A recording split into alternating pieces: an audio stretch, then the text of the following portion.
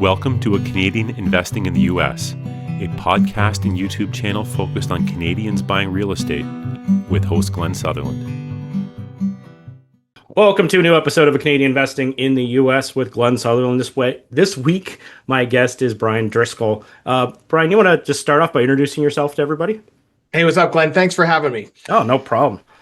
Yes, a little background on me. I'm Pittsburgh, Pennsylvania, born and raised, and I do digital marketing for real estate investors, and I'm also a real estate investor myself. So the short story is I buy crappy houses, fix them, and keep them as rentals. And I was doing marketing for myself to find my properties, found out I was really good at it. So now I do that as a business. I generate leads nationally for clients or to find sellers that want to sell their houses, and I connect them with wholesalers and flippers. Okay. And I'm going to ask a pretty obvious question off the start, but I'm pretty sure this is going to be different than the people who just go and buy lists. Yeah. Yeah. It's different intent. Okay. So if you buy a list, I'll even preface it too with all marketing is good if you do it consistently. So you can cold call, you can text. What we do is inbound leads. So say you buy a list, somebody has to call them. That's outbound. So you're paying with sweat. Versus inbound marketing is we run Google ads, for example. Yep. Somebody sees the ad, they're calling us. So we get to talk to maybe 10 people to get a deal versus if you're calling a list, you might have to call like 200 people to get a deal. Okay, I got this. So maybe I want to get into what they should be doing to for people to do this or how this works with if they were going to hire you. But before we do this, maybe let's just start from the beginning. Why do people need these lists? Why do they need inbound calls? What are they trying to avoid? Why are they doing this? Yeah, so here's what I see. It's think about somebody or even you or anybody who just got into real estate, right? Hasn't even done a deal yet. You can either spend money and you're probably going to lose it because you haven't figured out how to close a deal or how to talk to a seller, things like that. So you got to pay with sweat. Go door knocking, go drive for dollars, things like that. Then normally what happens is you get a deal or you get two deals and you figure out, wait a minute, I just made like $20,000. My time's now worth more than it is to drive around or cold call. That's when you're trying to buy your time back. So then you may graduate into, say, using something like Deal Machine or PropStream where you download a list to say pre-foreclosures or whatever. Now you're being more intentional, but you're still using your time. Once you get too busy, then people usually will upgrade into inbound marketing. So it's you're advertising on Google, Facebook, TikTok, things like that for leads to call you. And then you're trying to scale your business that way versus like cold calling, things like that. But like I said, they're all good. It depends on where you're at. You don't want to just start in Google ads or Facebook ads because you're going to lose your shirt because you don't even know how to talk to a seller yet. Okay. You got to learn that stuff. So how does it work? I'm going to jump to the end next, just to make sure this doesn't make any sense for anyone listening. But okay, so people they're interested in this, in what your company does. How does that work? Are you helping them set up to get their own inbound lead machine, or does your company go get the leads? And how does this all work? How does this look? Sure. So what we do at Motivated Leads, we run ads on Facebook and Google and different online platforms. We generate leads. So our ads may say, sell your house fast. We buy houses. We pay cash. And from the seller side, they see that. They click the ad. They come to a website that says the same thing and says, if you want to sell your house, put in your name, why you want to sell, how fast you want to sell, stuff like that. Lead comes into our system. And then we sell the lead on a pay per lead basis. So it's not like we charge you a couple grand a month marketing. We'll generate the lead. When it comes in, we'll sell you the lead for a couple $100. Okay. Nice and easy. You kind of pay as you go. So people who are used to even say buying from wholesalers, you're now talking about a couple $100 for a lead instead of, paying 5 or 10 grand for the connection to the lead. Mind you, you're going to have to do a little bit more legwork as well. For people for your clients, who would make a good client is they're going to have some sort of abilities to talk to these people, I'm guessing. Did you know that there are more lending scams in the United States than anywhere else? I've actually come across many of them myself, and some of them are very good at looking legit. If you're interested in a list of lenders, please go to my website and get a list of verified lenders at CanadianInvestingInTheUSA.com/lenders. Yeah, with online leads, you have to be able to, when a lead comes in, you have to be able to call them within 2 minutes. So it's like you have to be able to drop what you're doing and call that person saying, hey, you just filled out a form, because with inbound leads, the lead quality or the likelihood of them answering the phone deteriorates over time. So if you're going to say, hey, you know what, I can only call people on Fridays, cold call, because then you can control when you call versus when you have people calling you, you have to be there to talk to them. That makes a lot of sense. Okay. So whenever you're doing this, like, does the same lead, do multiple people get the same lead? Like, could they be, say Mary calls in and then, two people, is it possible they would call him back right away? No, we only sell a lead to one person in our company. But whenever you're running, this is another reason why speed is so important. Say you're running Google ads. If you picture this, somebody's sitting in bed at 3 a.m. They're Googling, how do I sell my house fast? They go to Google, they see the first website, they fill it out. A lot of times they're going to go to the second website and the third website also and fill those out. And the first person that gets back in touch with that seller and seems reputable, they're usually going to go with if they're motivated, and then the other two get ghosted.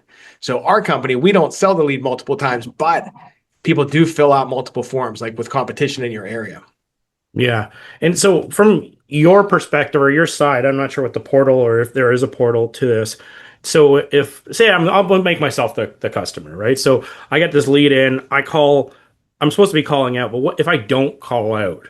And from your perspective, it'd be a good idea to like just sell it to somebody else if they're not going to do it. Do you have any control or see what the customer is doing? Actually, we do audit accounts trying to show customers from the seller side, what does the seller see? So here's one thing I recommend. If you're going to do inbound leads also, definitely you need a CRM that has text and email automations. So even if you can't call them quickly, it sends a text out saying, hey, Glenn, you just filled out a form about selling 123 Main Street. How fast do you want to sell? So you're at least connecting with them. We definitely want you to connect on the phone, but get those automations going anyhow. That makes a lot of sense. And just talking about CRMs, now we're talking about something that has like, a little bit of a cost to this. Do you find that most of the people who are using this service are like wholesalers or actual like end flippers or, rehabbers or, burr investors? What do you mostly see are the people who are interested in this? Mostly what I see, the guys that can afford online marketing, because a lead's going to cost like 250 or $300. So they're not cheap. And you figure if it takes you 10 leads to get a deal, you're looking at $3,000, right? Right. Most of the time it's wholesalers, average wholesale 10K up. Flippers, normally they do really well because flippers are usually making like 50 grand plus. But it's guys that know how to do deals. You're normally doing like 6 deals a year minimum. And yeah, if you're seeing like it's taken like, say, depending on how good you are at negotiating, like, 5 or 10 of these inbound leads to actually get one to close, do you get much pushback from like customers that are like, this is where I was asking with the, do you get to see what they're doing with how soon they called them back? Because I'm like, even with my own business, I have people I'm trying to help, and you're just like, are they calling them back? Is the problem the lead generation, or is the problem that they're not acting quick enough? Like, just to be able to troubleshoot these kind of things. That's where I was kind of going down that path. Yeah, that's a good question. So not to get too far in the weeds, when a lead comes into our system, in our office, we call and text them immediately to confirm they're a real lead. So if we sell you a lead and we already talked to them, and then you say you weren't able to get a hold of them, that gives us a flag on, hey, maybe, Glenn, we need to sit down and like look at processes, because we already talked to the person. They picked up for us, but they're not picking up for you. But I do see there's only 2 reasons people fail. They either fail because the leads suck or the process sucks, or somewhere in the middle. So a lot of times we do see investors have process problems, and then we try to fix them through CRMs. Like we'll set up Go High Level's a decent one. There's a couple different CRMs that are pretty cost effective that you can use. Yeah. So you're just mentioning processes. The people who are using this, are they using like scripts or a process that you provide, or expecting them to have figured this out a little bit so that they've maybe done some coaching or somewhere else and generated some scripts? Yeah, our customers generally seem to be seasoned. So we usually work with a seasoned investor that have pretty good process, like pretty good scripting. The part where they fall short is sometimes on speed to lead or process on the marketing side, but they know how to do deals. They know how to talk to the seller. I love it. Okay. What I don't know. What should I be asking about leads? I know how important this is, and even whenever I'm doing any sort of thing, if I'm trying to buy a single family house or a 20-plex or whatever I'm interested in, it's about deal flow because it's all about, like you said, you're not getting everyone. Or you Right. know what? You shouldn't be getting everyone. Right. Maybe Yeah, we go down true. that path. But like you shouldn't be getting every single lead because if you're getting every single lead, you've paid too much. Yep. So Yeah. I maybe I need to word this into an actual question, but like so you said 5 or 10. That's kind of the standard you're seeing. Do you find that like a certain type of negotiation has worked better with these people to get this, or if they've come from a certain program or something like that? Yeah, here's what I see. I see, say out of 10 leads, 6 leads come in and they just want too much money. They're not a fit. Unless you're an agent, like some of our clients are flippers and agents, stuff like that. They might be able to get the listing, but 6 of the leads just online just want too much money. They just saw an ad and you can't do anything with them. 4 of the 10 are usually leads that you would want, and guys are normally closing 1 of 10. So the problem is, well, back to process. If you don't call all of your leads quickly, the 6 don't matter. You don't want them anyways. But that one person, it's like, you know what? I want to sell yesterday. I have a hoarder house. I can't afford it. And it's a big burden on me. Whoever gets to that person first, you almost don't need to be good at sales if you can solve their problem. But the thing is, you got to be the first one to that one because if your competitor got it, they're not answering the phone for you. Hmm. And you find like for all these kind of things, do you find that if someone had say hired someone to answer the phone for them, that works as well, or is what works? Like because like I have some VAs, and they're pretty good at English, but do you find that like it works best if they're doing it themselves, or it just is a bad idea to get a VA or a calling service to do this for you? So I would say it depends on how much you're paying per lead. So say Yeah. you're spending $250 a lead. I wouldn't recommend outsourcing that to the $5 employee that's got roosters in the background. You know what I mean? Yeah. But a lot of our guys, they grow into businesses and they have lead managers. They're normally in the States and they're normally hustling. Just because someone overseas, unless they're very highly skilled and trained on what we're doing, they can call somebody, but they're not going to be able to have that conversation to get you into the living room. Okay. So you want a skilled person. If I was going to choose between a $5 VA or a CRM, I'm going to take the CRM because I can book an appointment through a text. Yeah, for people who wonder what a CRM is, it's a customer relationship management tool, and it is a game changer. It just keeps you so organized, right? So, or maybe I'll word this as a question instead of just sitting there talking to myself. But what are people putting in their CRM? What are they keeping track of with these different leads? If you're a Canadian interested in U.S. real estate, there's a 60-second quiz that will tell you the safest strategy based on your specific situation. Because here's the thing, there isn't one way to invest in the US as a Canadian. The right move depends on your budget, your risk tolerance, and what you actually want to get out of this. Most Canadians I talk to are stuck in the same spot. They know the US opportunity is real, they've done some research, but they're sitting on cash because they don't want to guess their way through setting up corporate structures, cross-border taxes, and picking the wrong market for the first deal. The mistake isn't lack of information, it's that generic US investing advice doesn't account for your situation as a Canadian. It doesn't account for your capital, your timeline, and your appetite to be hands-off or hands-on. So we built a 60-second quiz that gives you a personalized answer. Which US investment strategy fits you right, whether you're actually ready to buy or what to fix first, and the smartest next step based on where you're at. It's free, it takes about a minute, and you'll get a customized game plan at the end. And it's not a generic PDF. Go to a CanadianInvestingInTheUSA.com/quiz. It's also linked in the show notes.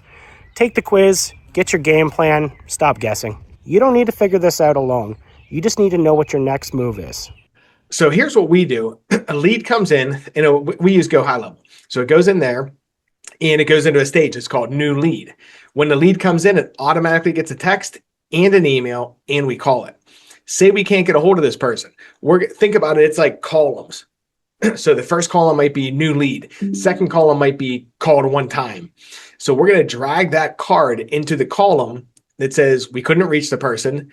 That column is then going to put them in an automation, which is going to send them a text and email sequence for 7 days. It's like, hey, you filled out a form yesterday. We weren't able to get a hold of you while you're calling them still on those 7 days, but at least it's working in the background if you forget or something like that. You know what I mean? So the CRM is going to allow you to keep track of who are your hot leads, who are your medium leads. And if it's like, hey, Glenn, we just talked and you said, call me back in 2 months, I can assign myself a task, put a note. Maybe someone says, hey, my kid's having a graduation. Call me after that. You can put a note in the CRM saying, hey, I talked with Glenn. He said, call me back in 2 months because, so when I call you back, I'm like, hey, Glenn, and you're gonna be like, I don't know who you are. It's like, no, remember we talked 2 months ago. You said, call me back after your son's graduation. And then they remember. So it's a really good place to leave notes too, so you don't lose track of things. Oh, notes are key. Is even like you want to, yeah, the graduation's a good point. If they're like, they got a foreclosure notice, if they, when is that, different things that they've mentioned, even just to continue the rapport rather than starting over on every single phone call, right? Right. Like if I, depending on, I know these are going to probably be phone calls, but like just even this, like if I was having this conversation with you off the start, I would be marking that like, hey, he's from Philadelphia. He's got a Steelers helmet in the background, right? Like there's like, you can instantly pick some stuff up that you can, because off the start, a lot of people, especially if you're calling them, they don't want to be on the phone with you, even if it's something that's solving their problem. So Right. some way to keep them going. And one trick I did learn from doing this is to call twice. So you call and then you That's a good one. call right back. As soon as you hang up the phone, call back. Because even for instance, I don't have this on my phone, but I know some of my friends do. That if they're in do not disturb mode on their iPhone, but if they get two calls from the same number in a period of time, it will ring through, right? So it might be that they're just, you know, they just always have their phone in do not disturb mode, right? And they Right. only answer their friends and family. And but they do have a situation. And I think the biggest part is that um, that I had to change my mindset, that I wasn't trying to sell them. I was trying to help them out of a situation because there's a reason they want to sell, right? It's Right. like, maybe I can keep them in this house. Maybe there's something here that to keep them in. Maybe like just trying to solve their problem. If you're in the problem solving instead of the house buying, I do I do better because I'm just, even the way I'm talking is a different tone. Right. That's a really good point too, because you asked, so our best clients we have are people that do that. So I look at it's like having tools in your toolbox. It's like you can list a property on the market, you can wholesale, you can flip, you can novate. So you get to sit with the seller and say, hey, you know what? You have a problem. I can help you with the problem. And I have multiple ways to do it. And then you try to find out which way works best for you. Versus if you're just a wholesaler, it's like, I'm going to sell you on give me the property for super cheap, you know? And the best advice I ever got with those sort of conversations was, for instance, we'll just give them like someone, you call them, you find out it's a foreclosure issue. They're going to get this done. And if you can be the one instead of, because they're going to get other calls likely, at least when I'm buying lists or doing other stuff, they've talked to some other people before this. And I found what separates me from other people is that I'm going to ask like, or just give advice. Like, so they're like, do you understand the foreclosure process in your state? But they got a piece of paper, but they may not have read it. All right. So it's just like, Right. this is your timelines. This is what the thing is. This is the process. This is how it's going to go through the whole thing. And you make yourself the one who understands their situation, helps them with the solution. And, you can offer them even all the different things. Like, some of the advice doesn't necessarily work for my situation. It's not going to get me the property, but if you're the one who provides that information, then if your phone number comes up again, they're the one who's going to call, or they're the one who's going to call you back because, you help them instead of trying to take something from them. Right. And a lot of these people, like you were saying before, they don't want to talk, or like you figure the people we're talking to, that could be a father who's in foreclosure, who feels like a piece of crap because he's losing his family house. So it's like, you have to be empathetic too. When you're talking to these people, sometimes they don't want to sell their house. They No. have to sell their house. So it's sometimes a difficult conversation that way too. Yeah, and if you have like depending on what I mean, you talk toolboxes. If you are interested in even just taking this and turning them into a renter or a lease option, rent to own, you could turn them into renting back their own house to buy it back from you at a future date at a different price than you're buying it for. But like, they have kids in schools, they have their own situations. They don't necessarily want to move. But something's happened. They lost their job. There's something personal happened to them, and maybe you can be the one to help them stay there, right? I don't know. There's kind of changed this conversation a little bit to the negotiation of it, but I think that there's a lot to it. Like that could be a whole. Agreed. Yeah. And if you have the helper's heart, like you're saying too, you're trying to help people. You should do pretty well. Yeah, and it's a different mindset. It's even like just building your business with a different stance. And it might even be the way you do your marketing. And I'm building a business to help with, foreclosure relief, right? Instead of I'm building a business to wholesale properties. And just like if they look you up on LinkedIn, it's like, what are they doing? They're helping people instead of I'm a wholesaler, right? Just the way you're presenting yourself, it is the same result in a lot of cases, but it just changes your stance and it just separates you from the pack of all these other wholesalers that are just out there trying to move properties and not actually planning to close on them. Right. They're just assigning, right? Mm-hmm. All right, Brian, what should I have asked you about your company, or what other things should people know if they wanted to work with you? Well, if people wanted to work with us, we do a pay-per lead. So we have our pay-per lead, and then we also have a marketplace. On say a lead comes in and we don't have someone in the area, we sell the lead at a discount. Yeah. So if you're a real estate investor that's doing deals and are looking for leads, they can just go to our website. It's motivatedleads.com. Okay.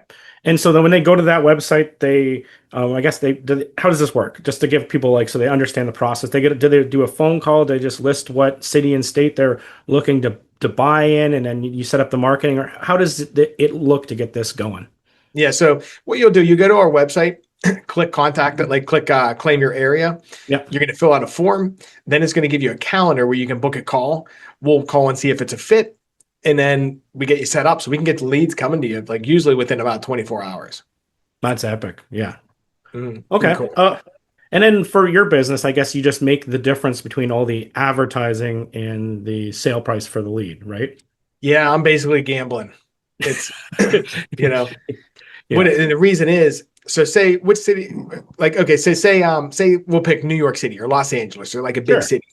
It might cost you $350 to get a lead, but I can market to the whole nation and I might get leads for way cheaper than that. I just have to make sure I have people buy them. But the broader you market online, the cheaper your lead cost goes. So I can get the lead cheaper than you can get in your area and still sell it to you and make a profit there. Hopefully, and my gamble is I just have to have people active in my system to buy the lead when it comes in. So yeah, for your business to be more successful, you're going to need, say if we're talking about LA, you're going to need a lot of the different counties in LA to be covered so that you can, do a wider advertising search instead of just going straight to a certain zip code or a certain exact area, right? To make the I just have to have people there to buy the leads. Awesome. All right, before I let you go, what's the website? Where do they go? Motivatedleads.com. Awesome. Brian, is there anything else I should ask you before I let you go? No, thanks for having me on, man. I appreciate it. Thanks, Brian. I honestly, I think that there's a lot of stuff here that people are they're interested in this. And people who just buy their leads off of Zillow are not getting as good of deals. Right. Because our leads are direct to seller. You're talking directly with the seller, not agents, stuff like that. Yeah, and that's where the real creative stuff comes into. If you've taken a course like mine and you want to set up a contract for deed, a lease option, come up with some options for these people, it's very difficult to do it without direct to seller. You have to find a way to go direct to seller, and in most cases, these realtors are going to be a wall to keep you because they're worried about getting snuck around. Right, exactly. Awesome. Anyway, Brian, thank you so much for the call. And I appreciate it, man. Thanks for having me. That was a nice video. Bye.